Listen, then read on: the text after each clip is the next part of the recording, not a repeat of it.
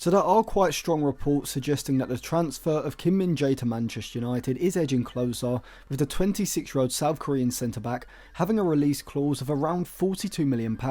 in his Napoli contract. And I, like many others who do watch Serie A and European football regularly, would say that this season Kim Min-Jae is arguably the best centre-back in world football. If you are putting together a world 11 from this season, I think you probably have to go with Rudiger and Kim Min-Jae, as despite centre-backs like Orejo, Saliba, John Stones and Lisandro Martinez all having excellent seasons, I think Kim Min-Jae, from a pure defensive point of view, has moved into that world class bracket. Now I will refer to it as pending world class, as I do think in order to fully be considered world class, you have to be consistently performing at that level over the past 18 to 24 months at least. But by this time next year, I fully expect to be able to label Kim Min-Jae as this, which is pretty extraordinary considering prior to August 2021, he was playing in the Chinese Super League with Beijing Guan. That summer he moved to Fenerbahce for around £2.5 million on a 4-year contract and impressed so much that not only did it draw attention from Jose Mourinho and Tottenham,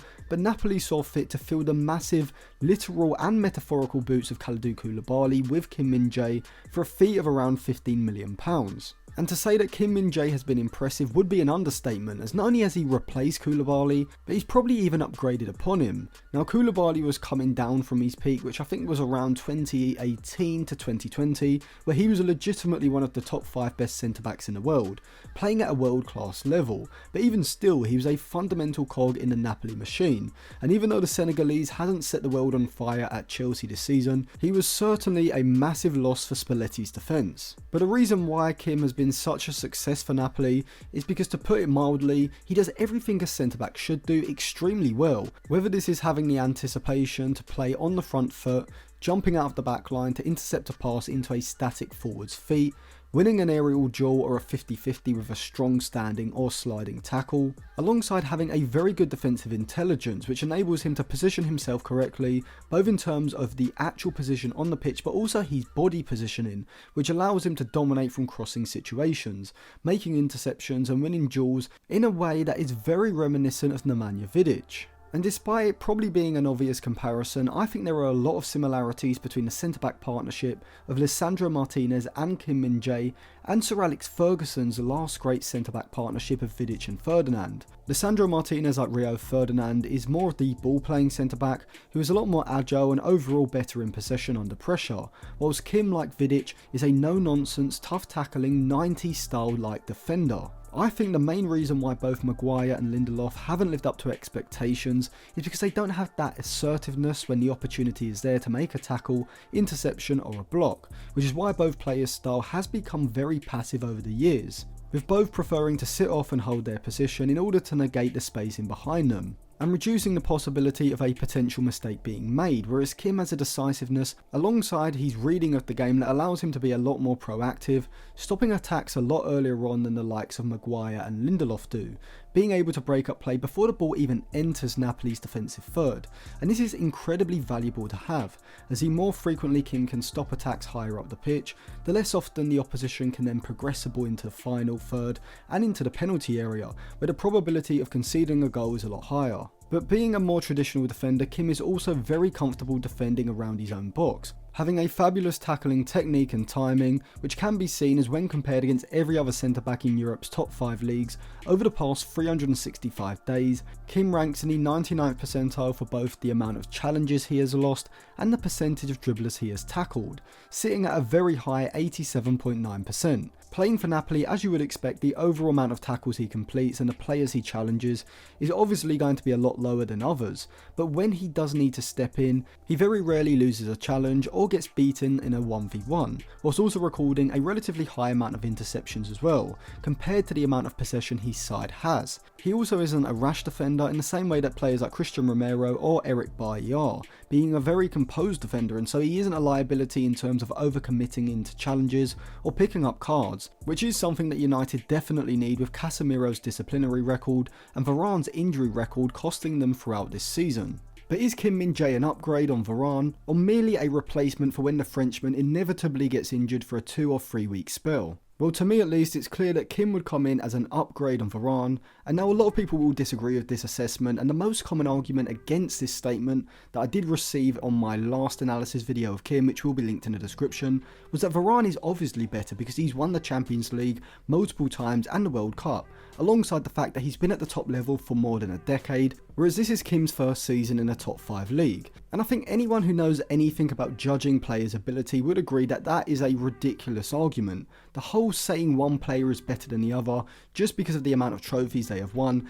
not even over the last year but over their whole career, to me is the indication of someone who doesn't really know about the player or how to assess players, and rather than actually watching the two players over a long period of time, instead just looks at the trophies they've won on Wikipedia before reaching a conclusion. Varane really since 2019 hasn't been at a world class level. His final few years at Madrid were riddled with errors in big games, and even when he was signed I said that he wasn't the Varane of 2018. Now most people disagreed with this, and I think that's pretty much because most people don't watch other leagues, and so they base their opinions on a single or a few games they saw the player play over the last 4 or 5 years. Varane has not been at the level Kim Min-Jae has currently been at for at least 3 or 4 years in my opinion. But this is not to say that Varane isn't still a top level centre back, but he just isn't in that top world class bracket with the likes of Rudiger and Ruben Diaz. And I actually think that Kim has ascended to this level over the course of the last season. And so even if Varane is fit, I think Martinez and Kim Min-Jae has to be Ten Hag's centre back pairing. And what a centre back pairing it would be.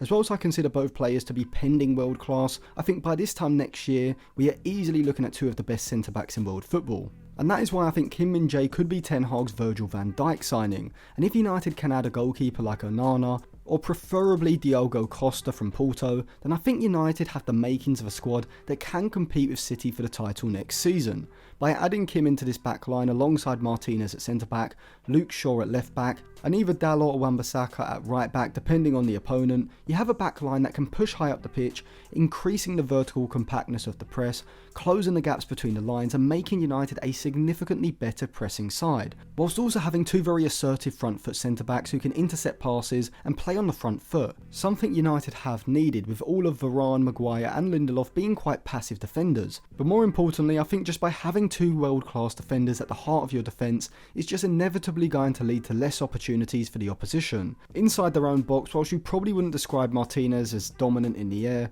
with him only winning around 50% of his aerial duels, ranking in the 8th percentile in the Premier League this season, Kim certainly is a dominant aerial figure that Harry Maguire never really developed into, and so around the box, whether this is on the floor or in the air, I think Kim improves United's defence majorly. But despite his impressive defensive attributes, a South Korean certainly isn't as quick as centre-backs like Saliba, Rudiger or Orejo, nor does he have the ball-playing ability of a John Stones, David Alaba or even a Lisandro Martinez, but he's still very competent in both of these areas, as despite not being the quickest defender, he is certainly no slouch, and against quicker attackers, his assertiveness and front foot defending does help him significantly, with him often being able to put in a challenge early when faced with a 1v1, rather than backing off and allowing the player to get a run at him, which is something that both Lindelof and Maguire constantly do. In possession, from the eye test at least, he isn't as fluid with the ball at his feet under pressure as someone like Martinez, nor would I say he has the same passing range or overall creativity, but when you look at his FBref report,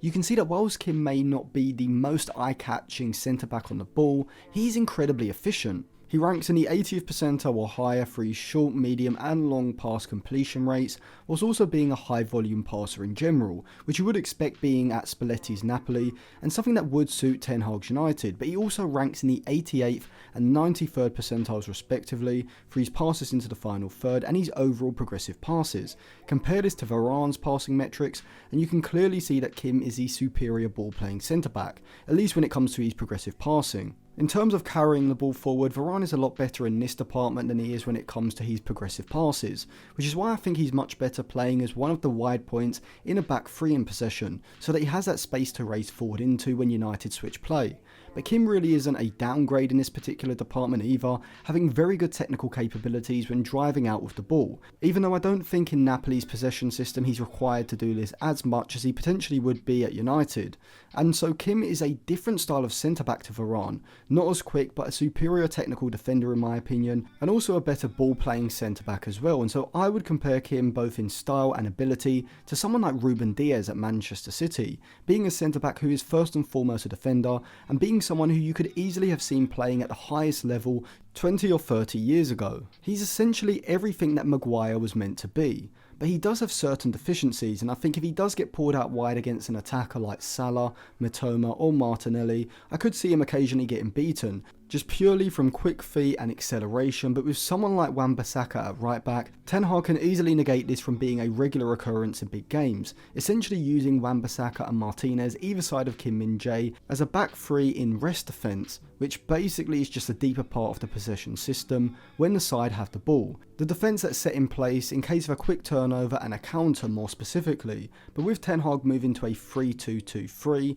with Casemiro and either Dalot or Shaw or even Malacia inverting from the left to create a double pivot in front of that back three, I think this gives United a fantastic base in possession, as well as two centre-backs who can both play those progressive line-breaking passes, improving United's ability to work the ball through a compact defensive unit. And so overall, I think if United are able to sign Kim Min-Jae for his reported release clause for around £40 million, I would have to say that's an A-star signing, as he's probably my dream centre-back at the moment, and given that he's still only 26 years old, and Martinez as well is in his mid-20s, Ten Hag potentially has his centre-back pair in for the next 6 or 7 years, being Ten Hag's Ferdinand and Vidic, and a signing that could be a catalyst for United pushing on to challenge for the Premier League title next season. So thank you for watching. Remember to subscribe to the channel if you enjoyed this video. Check out some others which will be in the description. I am also working on putting together a Patreon podcast as well, so keep an eye out for that and give me some video suggestions in the comments section as well.